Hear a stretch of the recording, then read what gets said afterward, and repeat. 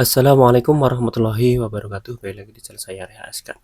Ya, di video kali ini kita akan bahas mengenai sebuah storage atau penyimpanan yang kali ini memang lagi gila-gilaan harganya. Dan saya akan mereview sebuah SSD NVMe M2 yang mungkin harganya paling terjangkau saat ini, meskipun secara umum ini sudah naik 2 kali lipat harganya. Dan itu apa? Ini adalah sebuah SSD NVMe M2 dari VisiPro, yaitu VisiPro Vault Series dengan kapasitas 512 GB kayak gini.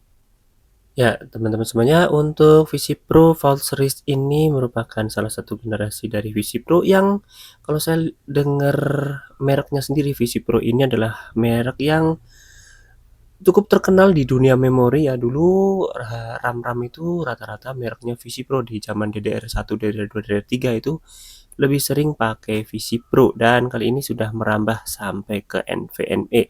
Dan kayak apa ya kira-kira untuk kemampuan dari SSD ini, langsung kita bahas berikut ini.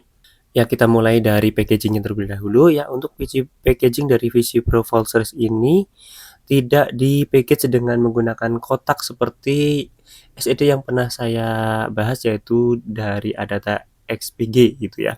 Ini cukup menggunakan strip seperti ini saja, dan tulisan VisiPro yang mengkilat, tulisan Vault Series, ada NVMe Gen 3 ya, dengan read speednya sampai 3250 Mbps using major brand wafer, garansinya 3 tahun untuk replace-nya. Di bagian belakang cuma ada caution, catatan, dan sebagainya. Untuk lebih lengkapnya untuk garansinya dikunjungi di websitenya ya. Oke, ini untuk tampilan fisiknya atau tampilan dari packagingnya yang menurut saya memang biasa-biasa aja. Terus langsung kita buka aja dan kita lihat.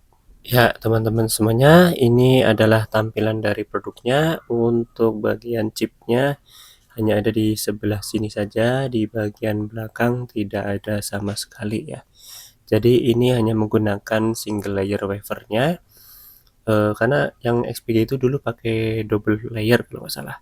Oke, untuk jenis memorinya ini dia menggunakan memori jenis TLC ya, yang memang biasa digunakan untuk SSD NVMe dengan harga yang terjangkau.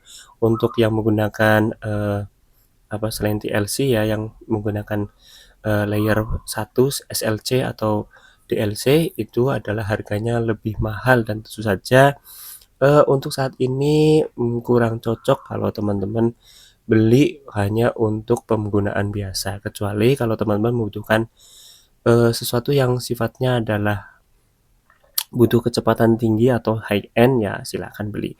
Tapi untuk saya ini, menurut saya ini sudah cocok, karena saya ingin upgrade ke laptop saya yang sebelumnya pernah menggunakan SPG cuma sudah rusak kayaknya, entah tahu karena apa. Jadi saya gunakan ini. Ya, ini tampilannya seperti ini saja, sangat simpel, dan dia tidak punya heatsink bawaan, sehingga kalau saya bisa simpulkan atau saya asumsikan, untuk panas yang dihasilkan dari NVMe ini tidak banyak atau tidak berlebih, karena memang tidak diberikan untuk heatsink bawaan, sehingga ya penggunaan untuk di laptop-laptop tipis yang membutuhkan yang ruangnya sempit, maka ini menurut saya sangat cocok, karena ya panasnya harusnya tidak berlebih. Dan untuk performanya nanti saya akan uji. Yang pertama adalah saya uji menggunakan HDD NVMe seperti ini ya, untuk menguji kecepatannya sebagai storage eksternal, dan nanti saya akan masukkan juga ke laptop untuk kita uji secara internal. Jadi dua pengujiannya akan saya lakukan seperti itu. Dan langsung saja, begini hasil pengujian dari SSD NVMe VisiPro Vault Series ini. Ya, berikut adalah pengujian dengan penggunaan Crystal Disk Mark 9 dengan mode menggunakan hard disk enclosure-nya.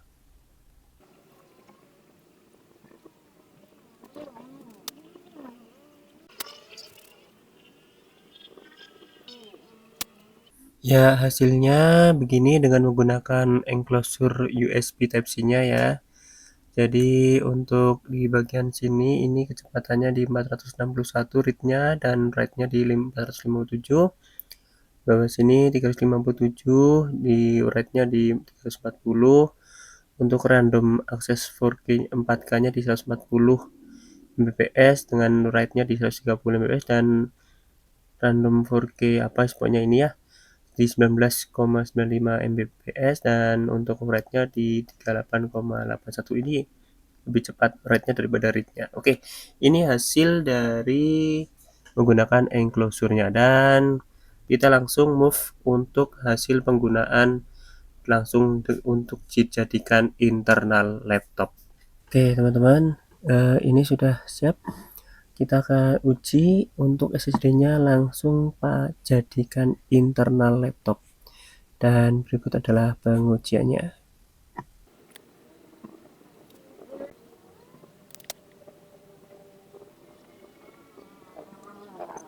Ya teman-teman semuanya, ini sudah tunggu ya. Jadi di sequential pertama ini dapat read-nya di 3201, untuk write-nya di 1176.